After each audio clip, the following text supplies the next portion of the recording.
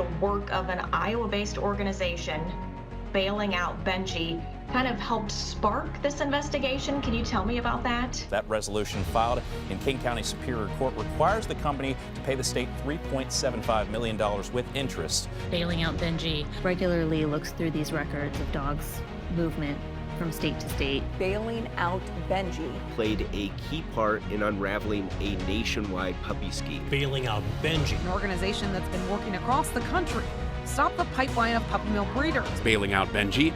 I will use my voice because they don't have one, and I will keep doing it until there are no more puppy mill dogs.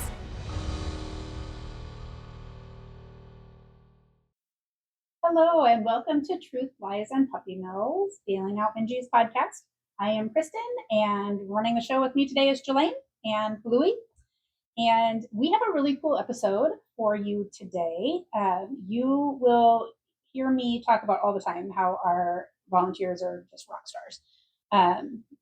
They bring, every one of them brings their own kind of talent and skills to volunteering, and then they use that to kind of inform the way that they volunteer, which is super, super cool. And we happen to have some volunteers who are actually published authors. So today we are going to talk to a couple of them about the books that they have written, which is really cool when you can use your talent and your passion and intersect those with the causes that you care about. So Jalaine, who are we going to hear from first today? Today we're going to hear from Peggy. She's one of our volunteers in Wisconsin. She's been volunteering with us for quite some time now. She's done pretty much everything you could think of. Protesting, tabling. She's worked with city councils to pass humane ordinances. She's done interviews on a radio show. Like, Peggy's amazing. If you need something done, she's your gal. So we're going to talk to her. We're going to hear from her a little bit about her children's book that she wrote, Deputy Paws and the Puppy Mill Paws.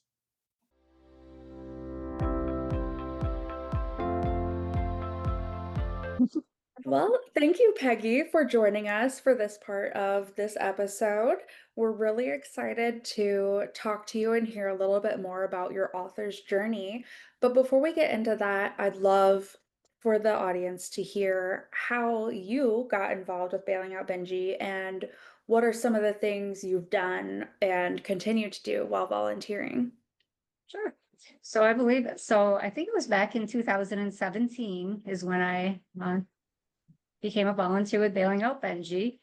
And that all came about because I was actually at the time working on my memoir, and I was gifted a book that was written by Becky Monroe and Bark Until Heard. And that is where I learned about, the puppy mill auctions up in northern Wisconsin that had gone on prior, in early 2000. And it inspired me to want to be able to help. And so I actually met with Becky, and she told me about Mindy and Bailing Out Benji and how, she was looking to start teams in other states. And so, that's kind of how I got started. Yeah, Wisconsin was one of the first states we expanded into, which is, we always love that fact about our Wisconsin team. So I think I started with just hanging up flyers and, because I was just trying to educate myself about the whole topic myself. And then, eventually I started doing tabling events. And, as our team started to grow, we started to get into the protesting. And so I think we do a lot of protesting or table events. So, yeah. Yeah, I think you and Kristen honestly have done probably every single form of volunteering throughout your time being Bailing Out Benji volunteers. You guys are literally, what do they call them? Like the jack of all trades, or it's great to have you on our team. Thank you. So we're on this episode, we're featuring our volunteers who are also published authors. And so I do want to talk to you about the books that you've written. And I guess, so you wrote your memoir first. And then you wrote the children's book, Deputy Paws and the Puppy Mill Cause, which is an adorable book. It's very easy to read. It's very simple. We talk sometimes about reaching out to kids, and it's been a hot topic in the office lately because as we do community events, we're having more and more young people come up to the tables and are very interested in talking about this. And we have conversations about, you know, like, how do you talk to like an elementary school age kid? Like, how do you present a puppy mill without being graphic or without it being traumatic? And your book does such a good job of walking through it. What prompted you to write Deputy Paws? What led to that? So if we go back to where I was, you know, I had joined a writer's workshop, and this was when I was working on my memoir. And during that time, so this was kind of like 2017, I joined Bailing Out Benji in the spring. That summer, I had went out to the National Mill Dog Rescue because I wanted some hands-on experience with mill dogs. And so I went out there to volunteer. And at that time, they had brought in some dogs from a breeder in Kansas that the dogs were, I think the breeder wasn't being relicensed. And so the dogs were all surrendered. And one of the dogs that came in was a 8-month-old Cocker Spaniel mix. And he caught my eye right away. And so he was named deputy out there, and I ended up applying to adopt him, and a month later drove back out and picked him up. And so part of my journey is like learning myself more about the topic, and then having deputy now as part of my family. And I've always believed like education of the younger generation is what, you know, down the road, that's where, you know, the change. And so I feel like educating the younger generation is so important. And yeah, and as growing up as a kid, I always liked counting books, and I liked, you know, rhymes. And so it's kind of funny as I was working with this writer's workshop, it was a once a month class where there were like 6 students, and then we all could submit like 20 pages a month, and we all critiqued each other's pages. So halfway through my memoir, I'm like, I got this idea to do this book. So I kind of shifted gears. And I had originally started out, it was going to be a rhyming counting book, like 10 little puppies are born in a mill, and it was just gonna, but that didn't go over so good with the class. So then I had, you know, so it was nice to have that experience, have other people critique and give feedback. And yeah, this is what became of it. So, you know, the rhyming is still there. Yeah. Yeah. And it's not like cheesy rhyming. It's good. I liked that part. So you basically wrote a book in the middle of writing a book? Yes. Yep. Love that. Have you always been a writer, or did that just spark with the memoir? So yeah, that came about. So my memoir it's different than I think I kind of anticipated when I first, you know, set out to write it. So it's called Desiree, the Music of My Soul. Desiree was a Hurricane Katrina dog. So back in 2009, here's a little history. My husband passed away unexpectedly. And at the time, right after that, I started watching this program on National Geographic Channel. It was Dogtown, and it was filmed at Best Friends Animal Society. And so I decided I wanted to go visit and volunteer. And I absolutely loved it out there. A year later, went back out to do a volunteer internship.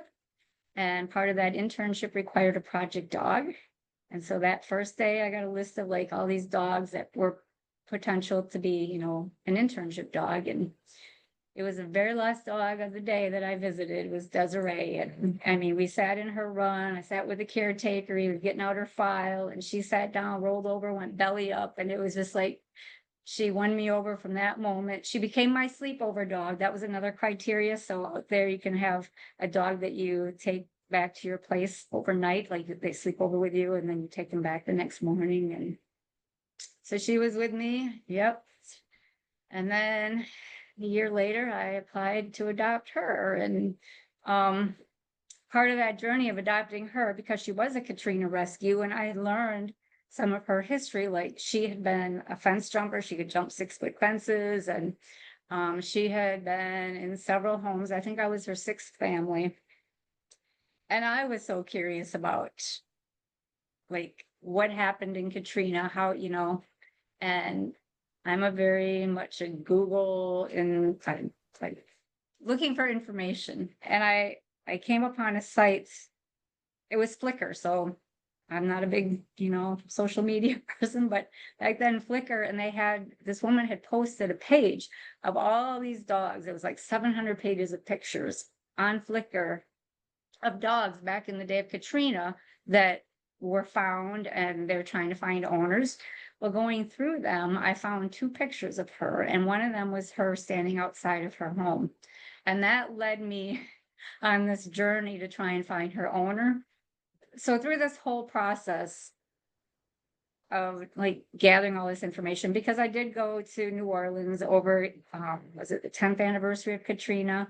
And I volunteered for this volunteer day in her neighborhood, and so I felt like this is a story that I want, but which that's in the story, but it's also, as I was in this writing group and they're critiquing the pages, it's like, well, how did you get to this spot? And so it went back and back and back and more about me, and I'm not always comfortable with that. So yeah. Yeah, kind of became the healing journey with the dog. It was a healing journey. Yeah, Yes. and puppy mill survivors come with a lot of trauma, but Hurricane Katrina, I mean, it's the same. Those dogs also went through so much, and like you said, 6 homes. I mean, that's so. Yeah, you have taken in the definitely some traumatized pets, and they definitely teach you a lot of things. They sure do. About life and how to be a person and interact with dogs. So so that's amazing. So so you wrote Deputy Paws in the middle of the memoir, and then went back to finish the memoir, I'm assuming. Correct. Was the Yes. process of getting both of those or either of those published, was that a challenge? Were there barriers, or was it a pretty smooth process getting it out there? So both of them have been published differently. So Deputy Paws, I self-published. And so that process, so what I really enjoyed about this process was the illustration side of it. Like, I, searched for an illustrator, and Mike Motz, who's on, listed on the cover of the book. I found his website. He was from Canada, and he has other illustrators that work for him. And so you could see the different illustration styles and pick your own style. And so I ended up getting a package with that. And then what was really nice is that you told them on page 1, these are the words I want, and this is what I envision the page to look like. And they would come back with the illustration, and then you would get opportunity to like say, oh, I want this a little bit different. And then, so I really enjoyed that process. That And then sounds as really part of fun.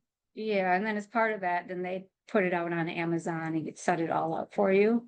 Okay. But my memoir, so I finished that like in the fall, and I think so then I was looking for a traditional publisher, and there's a site called Submittable, and so you can go on there and look for, publishers that accept memoir, and then you have to send a cover letter and like the first 3 chapters or something. And so I started that process. I think I like looked out for like 10 different publishers I started with, and then it was a couple months later that Black Rose Writing out of Texas wanted to publish it. So Nice. And has the Deputy Paws book, has that opened doors for you? Like, have you gone into then places and shared the book with kids, or do you mostly it just gets sent out to places? So early on, I did, a couple library programs, animal shelter.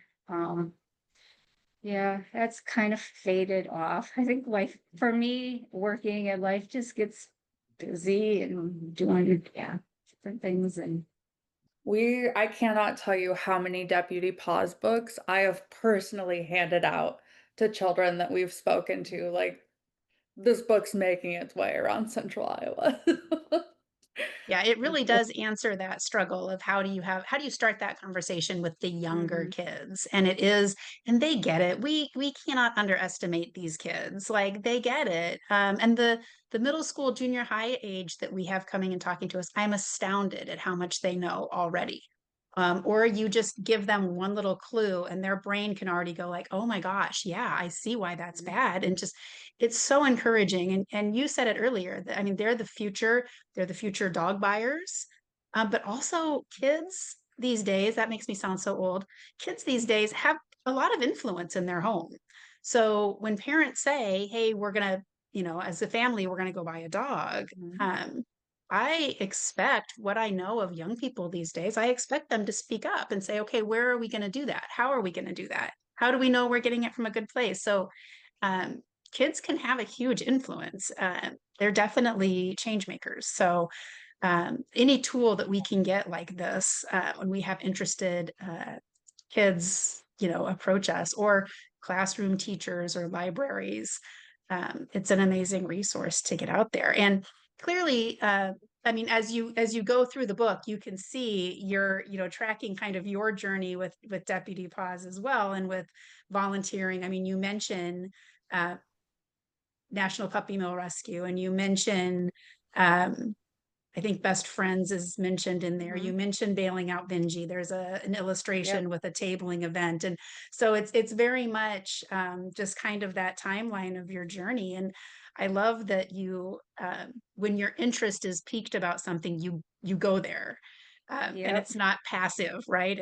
I'm curious about this. I'm going to immerse myself in that, whether it's writing a book or rescuing dogs or learning about rescue. So I love that. I love that you have that personality, and then that you wrote about it in two ways to two very different audiences, and so that's really commendable. Thank you. Well, thank you so much, Peggy, for coming on and for sharing with us. I know it's hard. Like these are personal, like even the Deputy Paws, that's a personal story to you. That's your actual dog. And so it's vulnerable to share that stuff in book form, and then to come here and talk about it as well. So thank you for doing that and taking that risk to put all this on paper. I know we've said it, I feel like we've said it 1,000 times. The Deputy Paws book has made a difference in the work that we do. And it's just a great gift to have out there. So thank you so much. And for taking the time to come on and talk to us tonight, and for being a rock star volunteer for us in Wisconsin. Yeah, we appreciate the heck out of you. Thank you so much for having me. I've enjoyed it.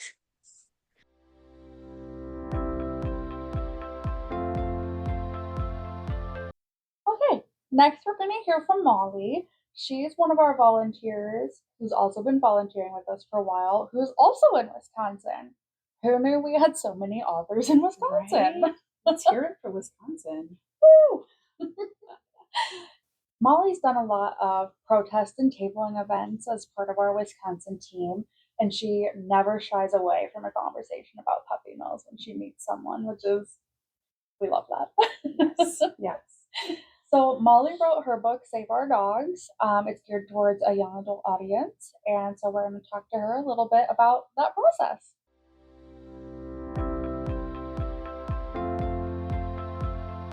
Okay.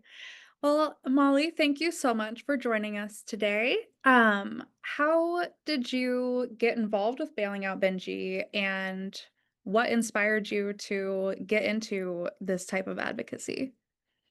So I think I started volunteering for Bailing Out Benji in like 2020, and I got involved with it because I'm a freelance writer too, so I write articles about dogs sometimes. And I wrote an article about Kristen, the lead of Wisconsin's dog Lamb Chop, because she was featured in People magazine. And I realized that she lived really close to me, so I like reached out to her on Instagram, and I was like, hey, if you need any volunteers, like I would be interested. And so that's kind of how I got started with it. And the reason that I wanted to volunteer is because Lamb Chop reminds me a lot of my dog as a kid. I had a Maltese that was rescued from a puppy mill, and that's kind of how I first learned about puppy mills and how I became so passionate about them. So yeah, that's the reason I wanted to get involved in the first place. I love that. That's I love that you just, like, slid into Kristen's DMs to talk about it, 'cause that's amazing. I don't normally do that, but I was like, "Whoa, this reminds me so much of my dog," and I've been looking for more ways to volunteer, so it just kinda worked out like that. It was meant to be. Yeah. I was So going to ask Molly, what kinds of volunteer activities do you do for Bailing Out Benji? And I noticed when we got on that we're both wearing the same shirt today, not Yeah. planned. I'm guessing that means you're on our online sleuth program as well. Yeah, so I help with that, and I've done some data entry, and then I do, like, table events in Wisconsin, and I also do almost all the protests that we do around the Milwaukee area. so, like, everything. You do everything. Yeah, I am there. If there's an event, I am there. I love that. We love to have that passion on our team. So, we wanna talk a little bit about your book. I wish I had a copy with me. I left it at home today. There we go. So, your book's called Save Our Dogs. How did you decide you said you had a background in writing. How did you decide to write a full book? Yeah, so I've always wanted to write a book, but like I always had such a hard time like finishing a book. Like as a kid and like a teenager, I would start so many books and then I would just kind of lose interest. But then when I was in college, I started working on this and I just really stuck with it because it was about something that was really important to me. And like after I finished it, I edited it over and over again. I still wasn't sick of it. So I was like, hey, maybe I should publish this. I love that so much. So it's geared towards middle schoolers, right? Um, how did you decide that was your audience that you wanted for this book? So it's funny because normally I would write more for like young adults and adults, but like for this one, I made it more of a middle grade book because I first learned about puppy mills when I was 12, and that was really important for me. And I know a lot of kids, like even though adults are the ones like buying the dogs, like kids often like beg their parents over and over again for a dog. And that's how I was as a kid. Like my parents are not really into dogs. They don't know a lot about dogs, but like I was constantly like begging for a dog and stuff.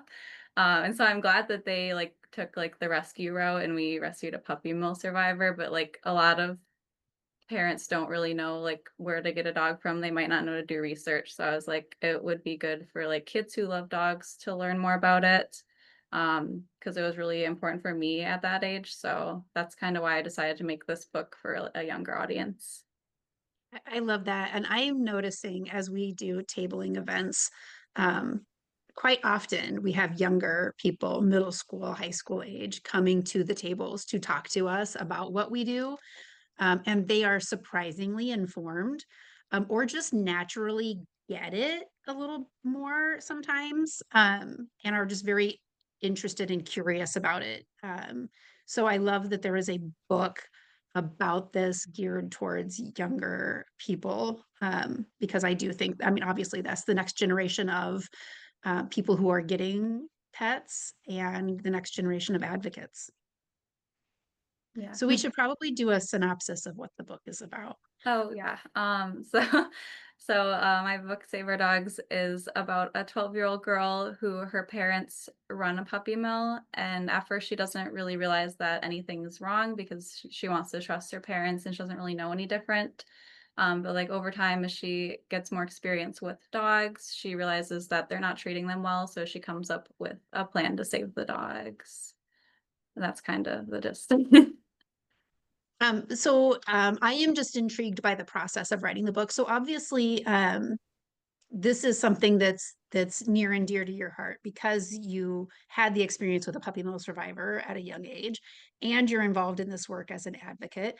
And it is a wonderful kind of how it comes together with your passion for writing and your history of writing, which is amazing when things that we're passionate about can overlap like that. And so I hope that people that are listening, that are tuning in, are like, it gets their wheels turning about how else can I do things.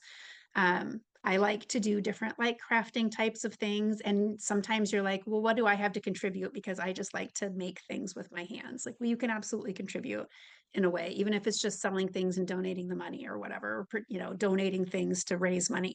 So I love trying to think of that intersection of where those passions overlap. Did you have any, when you started out to do this, so you said you started it in college. What was like, how long was it from start to publish?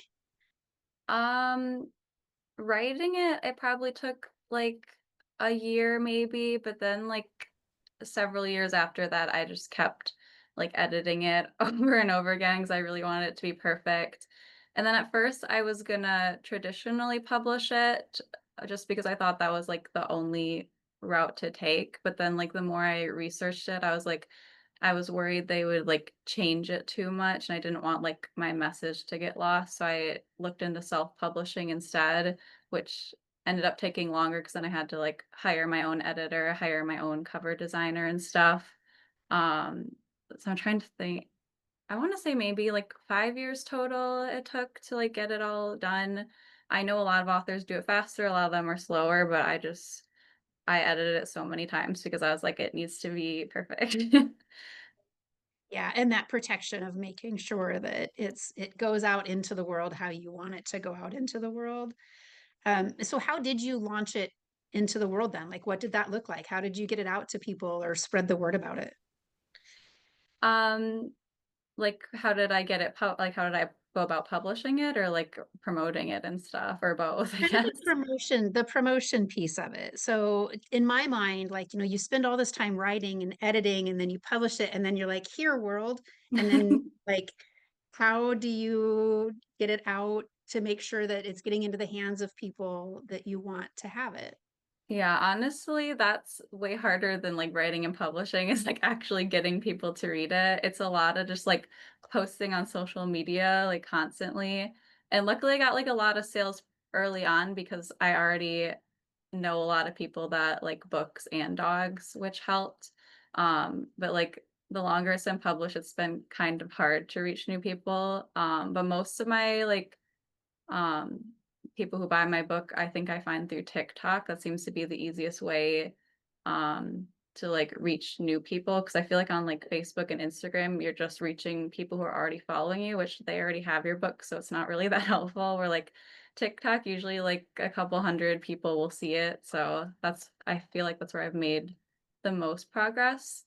And I've recently started doing like booth events. Like I had a booth at like a rescue event, and then I recently did a booth at like an author festival too. And that was really fun for like reaching new people as well. So I'm probably gonna do that more, even though it's kind of scary. It's a little vulnerable putting yourself out there. Yeah, I definitely prefer like the booth events though to like an author signing. I did like one author signing and it was great. There was a great turnout, but like all the attention is just on me and like that's not my thing. So I like the booth because there's like a lot of different vendors there. And there's less pressure. So I prefer that. I get that. That's understandable. What kind of what kind of feedback did you get either initially or just over time? Like, have you had any cool responses to it, or just has anyone reached out to you after having read it? Yeah, I've gotten a lot of positive feedback. Like people will reach out to me and they'll be like, wow, I wish there were more books like this, or they're like, it's good to see someone else who is like just as passionate about this, and that always makes me feel really good. But at the same time, it is like such a like specific topic for a book that I feel like it is hard to like find those like-minded people. Like everyone wants to read like romance and fantasy, and like this I think is a little too real for some people, but like there have been a lot of people who have like reached out to me and with such like positive feedback. But the problem is I don't know how many like kids I'm reaching because obviously when I'm like posting on social media, I'm reaching out to adults. And a lot of them are like, oh, I'm gonna give this to like my daughter or my granddaughter. But like I don't get feedback directly from kids, so I don't know how to tell like how much of an impact it's making so far. So I would be interested to find ways to do that better. Yeah, I thought that too. After I asked that, I was like, well, gosh, if that's your audience, they're less likely probably to reach out to an author and be like, wow, this book really had an impact. But it would be cool to see some groups embrace it and use it as kind of a project too in their organizations or whatever if they serve young people. So Yeah. so Actually, yeah. someone recently I know bought a copy like for their classroom at school, so I feel like that's a kind of a fun thing to do. Yeah, I love that. Or like, I don't know if book clubs for young kids are, popular or not, but like, I feel like we need more of that. Yeah. Molly, is there anything else that you want to add about the book or the process or the topic in general? I guess I just want to say, I want to remind people that it has a happy ending because I feel like a lot of people are like, oh, this is too sad. But, like, I promise, like, all the kids and the dogs get a happy ending at the end because it's geared toward a younger audience. So if anyone was like worried about reading it for that reason, I just always like to clarify that. Yeah, without having any spoiler alerts. And Yeah. that's something that we talk about a lot here with just the work that Bailing Out Benji does in general, is that we don't lean into that kind of shock and awe side of this work. We don't want to be putting out those pictures, videos, that kind of stuff. We tell the stories of puppy mills, but we try to stay away from the graphic. Um, I think people can use their imaginations and understand without us having to present that for that shock factor, which admittedly is effective. It's just not how we choose to operate. And so that's a good disclaimer, especially with this being a middle school book. Like this isn't a horror story. Yeah. I mean, obviously there are like emotional parts to it just because of the topic, but it is happy in the end without spoiling it, which in real life it would not wrap up as neatly as the book does, but I'm like it's for a young audience, so I want it to be positive. Yeah, and I know I've done a lot of work with young people and they can handle it. Like that emotional stuff and that truth and reality, they can handle it. And we actually just had a couple of young middle school guys in the office today helping us do some work with our pantry. And one of them had no idea what we do as an organization. The other one volunteers with us quite a bit and he brought his friend along. And this friend was asking so many questions about what we do and even like looked at one of our maps of readers and was like, tell me about this. This looks like it took so much work and like just so curious and so ready to learn. It's a good audience to speak to. And I think a fiction book like this is a great way to open the door to that. So thank you for writing it. And thank you for coming on and sharing some time with us to talk about it. We really appreciate it. Yeah, thanks for having me. I always love talking about it with new audiences.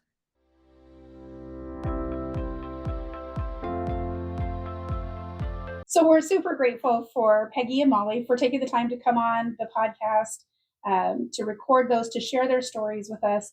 I love that both of them are natural storytellers and using that storytelling talent to spread the word about puppy mills, especially to younger audiences. And we've said it before, we're seeing more and more young people who are getting very interested in this topic. We're asking a lot of very intelligent questions.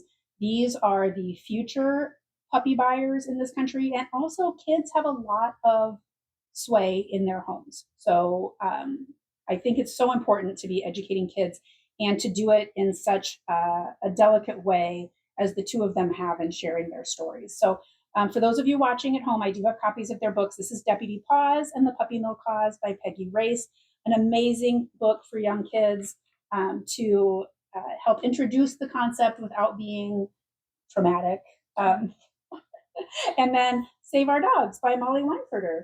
So check both of these out. And if you are interested in being a volunteer for Bailing Out Benji, as always, just reach out. Jalaine will reach out back and talk to you about the myriad of ways in which you can use your talents and skills to volunteer for Bailing Out Benji and make a difference in this field.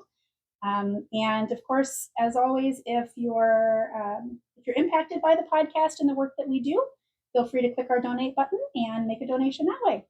We will talk to you all next week. Thank you so much for sitting with us today.